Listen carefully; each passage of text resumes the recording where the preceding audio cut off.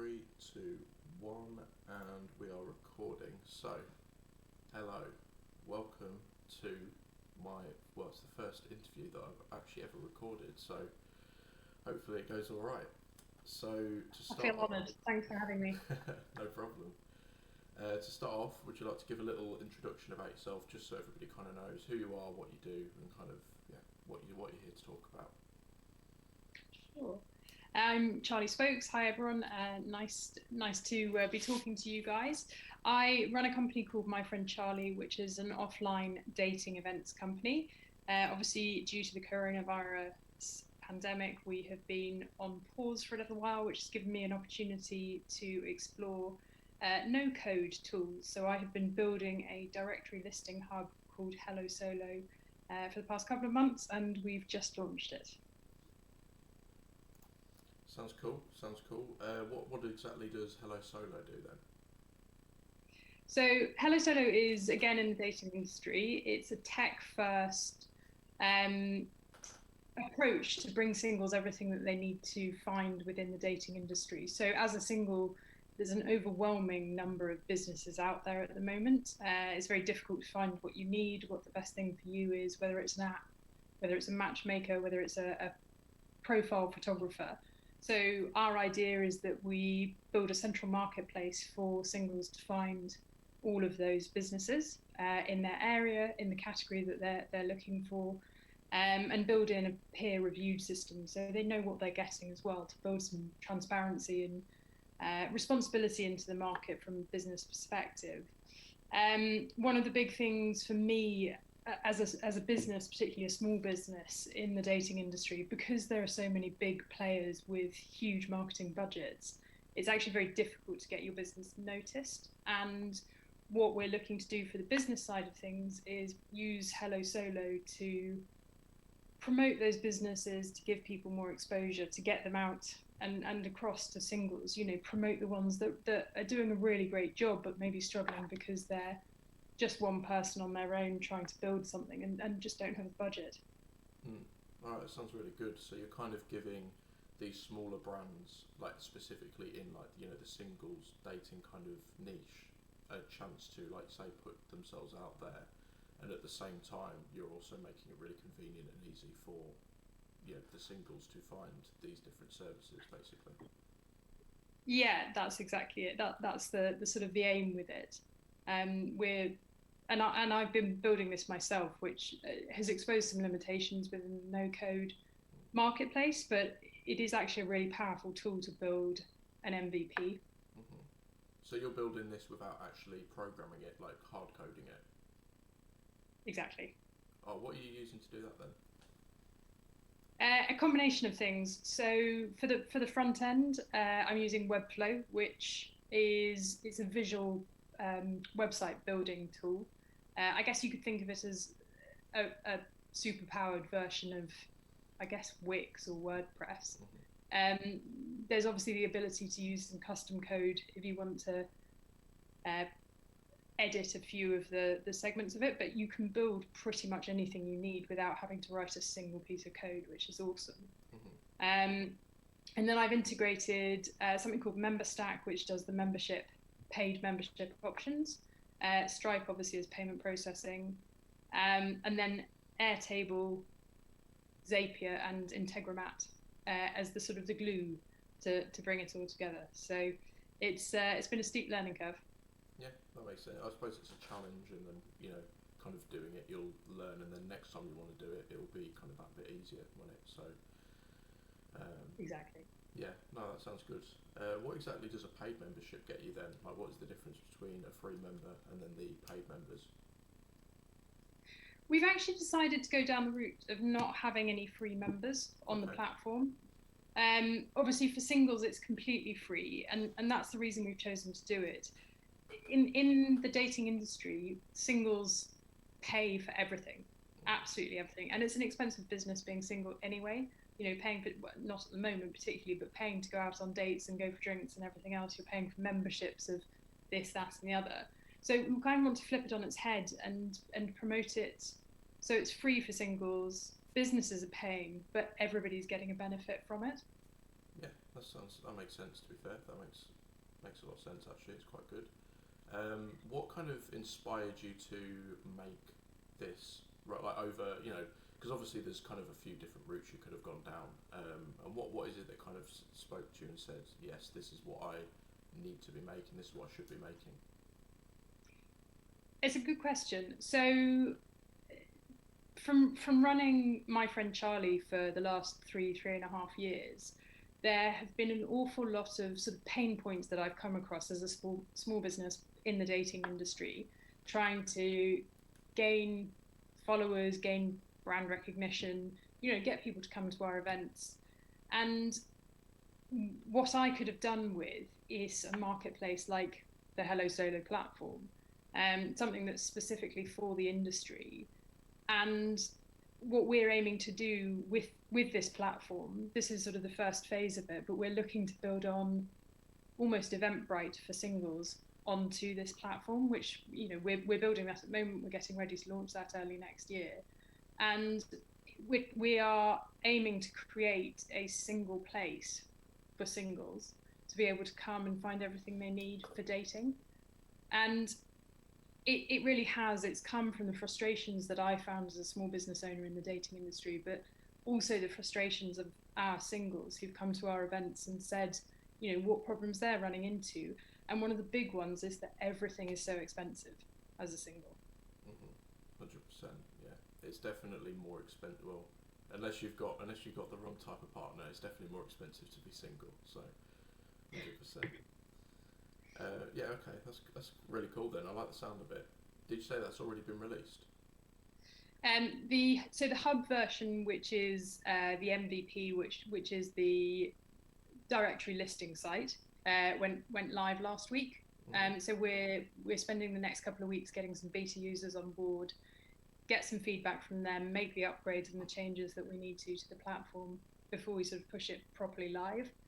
And then early 2021, we will be launching the events platform. Okay.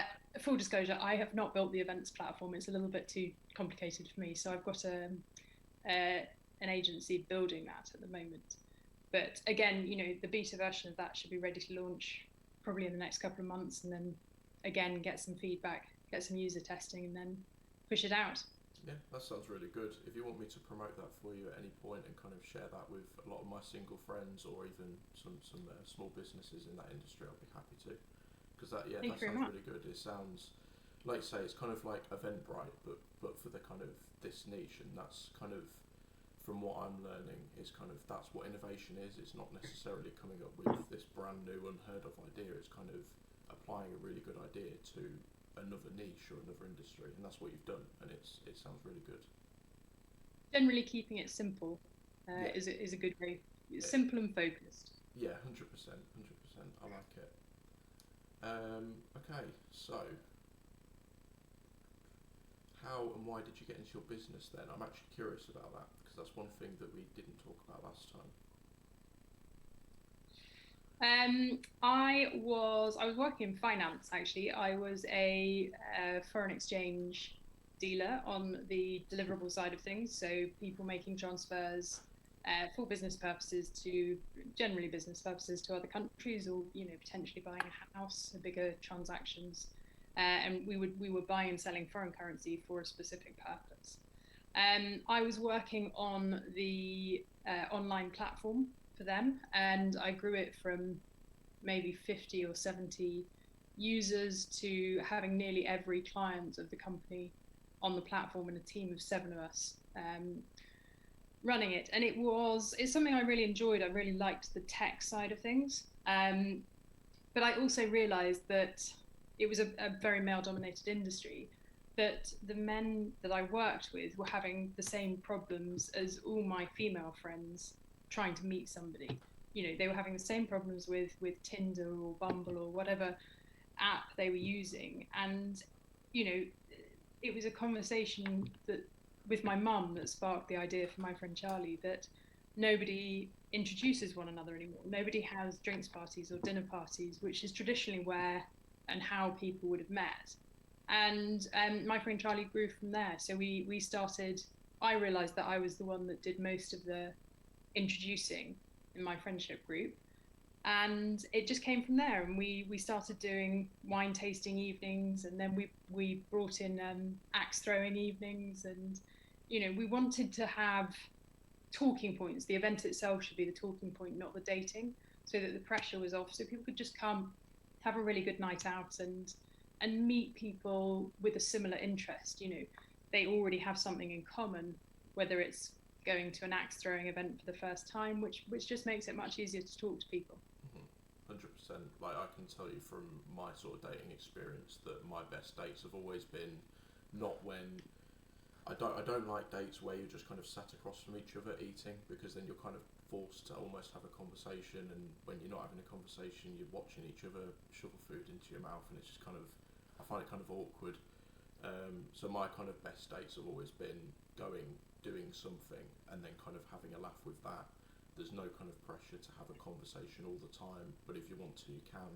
So that sounds kind of, that sounds kind of the perfect date kind of thing. And you get to throw axes, so kind of sounds like a win-win to me. What's not to love, right? Exactly. That sounds amazing.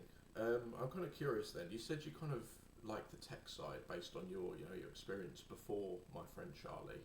So what kind of then, if you like the technological side of it, what then kind of inspired you to move away from technology? Like, I know you kind of touched on like nobody introduces one another, but what made you think, you like technology, but I don't necessarily want to be going down the route of technology at this time? What kind of drove that? From quite an early stage, I had a business partner when I first started it. That's why I keep saying we built our own website, and we built our own platform and did all of the plugins on a WordPress website to create our own booking system, because I wanted, when I first started this, to move away from the Eventbrite Design My Night way of listing things. It's difficult because you obviously get a lot of exposure on there, but there's a lot of events, particularly singles events, on those platforms, and they don't tend to have a terribly good reputation. Like, a lot of the events get cancelled. You don't really know anything about the companies that are running them. There's no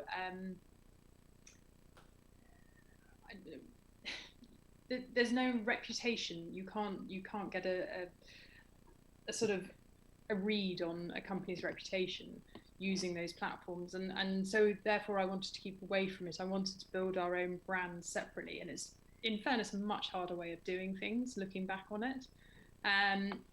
But so we built our own platform right from the beginning. So even though we were very much offline events, we had technology underpinning everything that we did, and we very quickly sort of built on that and iterated and upgraded features and built in sort of new things. So it's been a really fun process, but it's, even for an offline company, it has been tech first. Mm-hmm. Yeah, no, I did think, I wasn't 100% sure how much tech you would obviously use, obviously being like an offline event, but I did assume you're going to have some sort of like event scheduling system. And I think you've definitely made the right decision making your own event scheduling system, because while it may be difficult to make one from scratch, it's obviously a lot more difficult to not only build a reputation but go against all of the reputations of the events on a platform. So I think you've definitely made the right decision, and I think it's definitely more straightforward than it would have been. Yeah, we're definitely getting there. It's been, as I said before, any of these things are a very steep learning curve, but I think it's how you gain a better understanding of the industry that you're in by doing everything from scratch. And it's made me really realize that the tech side of things is what I love. I think we're doing a brilliant thing with the offline events, but it can be so much more, and it can be so much bigger, and we can have a much bigger reach and support singles. And it's changing. My end goal is to change the industry. I want the dating industry to be a better place than it is. Mm-hmm. Okay, sounds good. So, obviously you've said now that you're making the directory, is that your main focus now? I assume you've sort of made that because of COVID, because obviously you can't run the online events. So is that directory moving forward even after lockdown and COVID ends? Is that going to be your main focus, or are you going to shift back to the offline events? Yeah. So, good question. I think it depends what happens with COVID and how long it goes on for. We want to be running events as soon as we possibly can. It just depends when it's safe to do so. What I don't want to do is get a group of people in a room and put them at risk, and I don't want my hosts to be at risk either. So I think it's going to be a long-term game plan as to how we can get back to events safely and get back to doing all the things that we love. So it will be, the main focus will be on the platform, so the MVP of the hub and then the events site as well. Obviously the event site is very dependent on our events and everybody else's events getting back to normal. So yes, I expect the majority of our focus will be on the hub for now. Yeah, that makes sense. Like obviously, while you can't do the offline events, yeah. Okay, I mean, I think it's kind of a good opportunity for you right now, to be fair, because you obviously can't do these in real life events right now. So it kind of gives you this time to focus all of your energy and thought to the hub without, needing to divert it right now. Yeah, no, that sounds good then. So the way I'm kind of understanding it then, the directory is almost like the next step that you've taken. So, like you say, you want to make the dating industry, the dating world a better place. You started off with these kind of meet in person events. Now you've moved to, or you've added the directory to help small businesses in this industry. What is the next step for you? Good question. I think probably it will be aiming to help small businesses, particularly businesses who want to launch themselves into the event space, improve what they're doing, because dating events don't have a particularly good reputation, particularly in the UK. They come across as a bit seedy and a bit sleazy, and they're really not. There's some fantastic events companies out there running some really brilliant events, and they're a great way to get to know people. So I think probably going down that route of helping companies that maybe are struggling to run events and helping individuals who want to set up their own events and bringing this platform to more people. Okay, so your platform will almost be like a quality checker, so it's not going to just have anybody's event in there. It's going to be the best of the best almost. How are you going to kind of measure the quality of an event? Is it going to be ratings of other users, or are you going to be sort of pre-checking it beforehand? Or no, that's exactly it. We are building into our platform, so when you have an Uber ride, it pops up with the, I'm sorry, Jordan, you're going to have to ask that question again. Just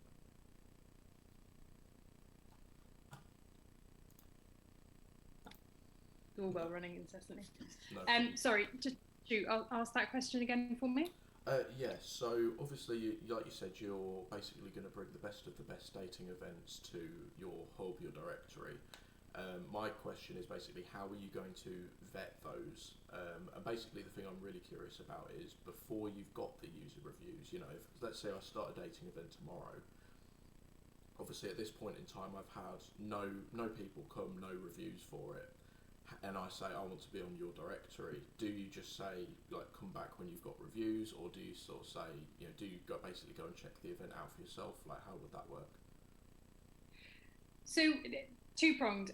People can definitely list their events on our site without having sort of any reviews. The point is that some of the best events are the newest ones, the untested ones. My aim is to do sort of a mystery shopper scenario, and it won't be every event, it won't be every company, it won't be all the time, but we will send people to go and just check out the events, because we want to make sure that our clients and everybody using the platform is safe, that they're going to a real thing, that it's set up well, that there are processes if they're made to feel uncomfortable by somebody, So it will be untested to begin with, but there will be a process for ensuring um, that everybody is safe and looked after, and it's legitimate. Yeah, that sounds good then. That's kind of the way I would probably go about it, because obviously, you know, like you say, with new events, there's obviously a lot of good, and I find that, you know, the newest things, the things that are just starting, are generally the best because they're kind of working harder to kind of, you know, get up the listings, kind of become known. Um, but yeah, it can be, you know, you are going to have those few people or those few events that are just, yeah, just right around the back of a Sainsbury's or something like that. So yeah. Yeah. Why? So obviously, with my friend Charlie, your focus is, I believe, on your bio. You say you want to move away from swipe culture. Have I got that correct? Yeah.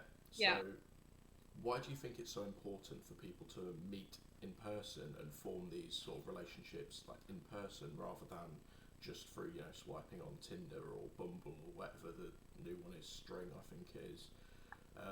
Why do you think it's so important for people to kind of make these physical, real connections rather than just messaging?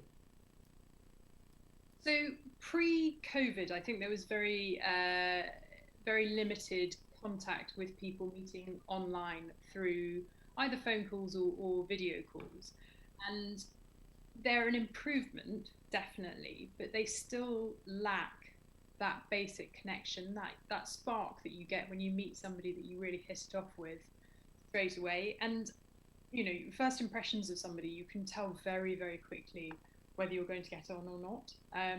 Obviously, first impressions are not always correct. You know, things can develop and take a bit of time. And that's why events are such a great place to do it, because you're in an environment and events last, you know, 1, 2, 3 hours. You have much more of an opportunity to form a second impression and a third impression of somebody. And you're always sort of being mixed around, so you're not sat with one person for the whole evening, you're sat with lots of different people, and it's just a much more natural environment, and you get to know the real person rather than this digital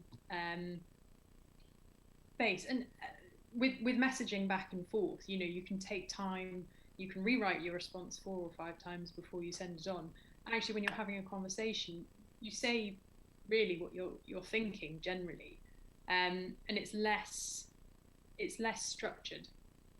And I think it's just generally a much nicer way to get to know somebody.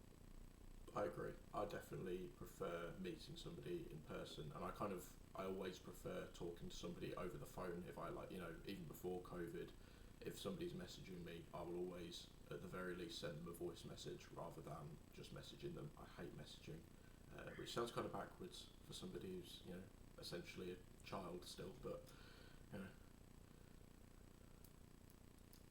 I think actually, I think that's quite common. I think the majority of people really, really dislike messaging back and forth because it's a show. It's very put on.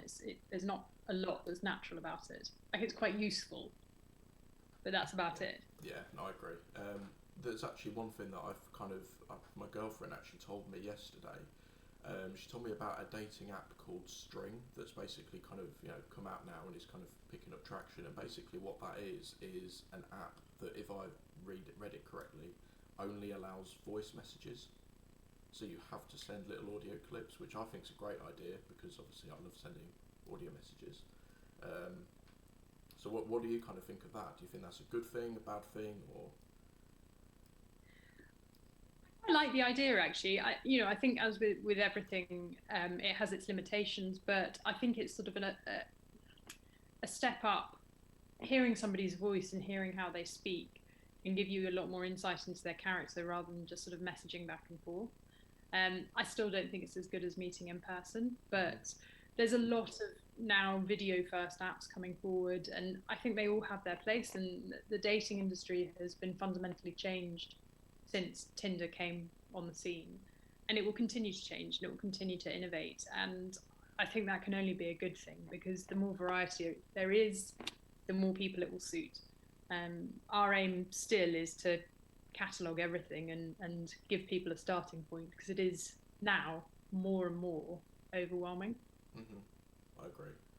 So with Tinder, obviously you've said, you know, like new innovations like Tinder are obviously good because it gives, you know, more options, more variety.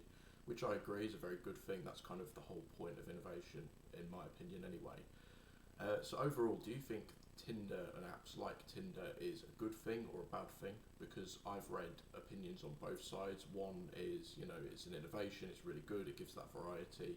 And on the other side, I've actually heard Tinder called the McDonald's of dating, basically. So it's kind of, it's quick, it's easy, it's super convenient, but then that's about it. It's not really going to satiate you. So overall, what are your thoughts on Tinder? Do you think it's a good thing, bad thing, or somewhere in the middle? I mean, I think the McDonald's analogy is hilarious. I've never heard that. I would definitely be using that again. I think it has spurred a lot of good things, and for that, I think it's good. I think they've worked very hard to change an industry that needed changing. Mm-hmm. So I would say overall they're a good thing. Personally, it didn't work for me, but it fills a need, and it certainly filled a need at the time, and so many amazing things have come out of it. But I do think there is now a wave coming away from the apps and moving back into, as we become more and more digital, particularly with COVID and everybody working from home. I think that need for real human connection and meeting in person is only going to get stronger. And I really believe that when we come out of the other side of this, there will be more and more people moving away from meeting online and trying to meet offline at events like the My Friend Charlie events, in which case the HelloSolo platform will be absolutely key in making that happen. Sounds good. Real quick, do you need to get off at 5:30, or are you okay to stay for a bit? I've got 5 minutes. Okay, sounds good then. Yeah. Okay, I've got a few more questions then, and I'll round off for you. So, obviously, you've kind of said that, there's obviously a lot of good that's come from Tinder. And I completely agree. I'm noticing a trend of, people sort of innovate and they go more technology side, and then they kind of come back and go kind of, back to like offline physical world, and then kind of meet in the middle and kind of, fluctuates around the centre. So the main problem that I'm kind of noticing with like Tinder, Bumble, all these sort of apps is that, at least when I was on the apps, there was a lot more of a focus on just sex and not actually relationships. So kind of how can you kind of get people to separate the two? Because I've always found that, like with other dating events and stuff, it very much just goes to, it's the sex side of it, and not just the let's meet people, let's form these relationships. So how do you kind of recommend that both singles and people running dating events kind of keep the two separate almost, like they don't just all divulge into sex? I think people have to be honest up front about what they want, whether it's on an app, whether it's meeting in person. There's obviously lots of different events out there, and there's lots of there's events for everybody. I think in London, maybe a year or 2 years ago, they started doing naked speed dating, which to me screams this is going to be for people who want to get laid rather than people that want to form a relationship. And I think you just have to judge it as best you can, without putting labels on things, because actually you never know what you're going to find at these things. You never know who you're going to meet. And going in with an open mind and being honest is probably the best way to do it. Okay, that makes sense, and I definitely agree with that. Like, just be honest about what you want, and then that's the kind of best way to start. Like, if you start with deception and lying and trying to hide what you really want, then that's how the whole relationship will be. So, yeah, 100%. At the moment, your events are all in Britain, aren't they? Yeah. Yes, yeah, we're London, Manchester, and Bristol at the moment. I assume you intend to expand into other cities around the UK. I assume that's kind of a future plan of yours, yeah. Is there a future plan to expand abroad? Because from my limited understanding, I kind of know that the dating scene is very different in like other parts of Europe, even across in America. I know they have a lot of the same problems as Britain, but I know like in like a lot of European countries, like Italy, France, Germany, even, they kind of don't have as many date problems in the dating industry. So, I mean, do you have plans to expand abroad? And if so, will you still be expanding to these other European countries that maybe don't struggle as much with the dating side of things? It's a really good point. I actually think a lot of European countries are probably slightly more open to the dating event idea. They don't find it quite as alien as we do in the UK. We've already been in discussions with somebody in New York about starting over there. Obviously, COVID has put that on hold for now. But you know, it's definitely in our sights, and it's definitely something that we want to do. I think it's just making sure that we get it right and we get the right people to run it. Whichever city, whichever country we go to, people are the most important aspect of it. Hmm. Yeah, 100%. And I think there's definitely potential, like especially in like America, because like I said, America, from what I've seen, kind of has a lot of similar issues as like Britain. Um, and I think yeah, definitely America is a big one that you could definitely go down. So yeah, I'm excited to see what happens with that once COVID kind of lets you do that. Yeah, I think, big international multicultural cities will be our target market. Mm. Yeah, definitely. Big cities are naturally, it sounds ridiculous, but it's naturally harder to meet people in big cities. Hmm. People are busy, it's very fast moving. People don't sort of stop to say hello and meet your neighbor, or I do think it's more difficult and actually lonelier in bigger cities. So yes, that will probably be our main focus, whichever country it is. Yeah, I definitely agree with that because I'm from a really small village. I literally have a curry house and a corner shop, and if I go out for a walk, I can know that I'm going to meet maybe 6, 7 people at least, and we're going to say hi, maybe say how are you. Don't know them, but we're going to have a conversation. Whereas here, I'm in Leicester right now. I could go out for a walk for an hour and not say hello to anybody. So, I definitely see what you're saying. It's the busier it gets, the more like quiet almost, the more lonely it gets. I agree. Okay, then last question then before we round off. Something completely unrelated that I kind of discovered when I was kind of doing a bit of research into you. You went to the British School of Osteopathy. Have I pronounced that right? You did, yeah, I Yeah. did. I What did. what is osteopathy? Because it sounds very similar to chiropractic, but I don't think it actually is. It's a very different approach to a similar subject. Same with physiotherapy. So it's a holistic approach to allow the body to heal itself.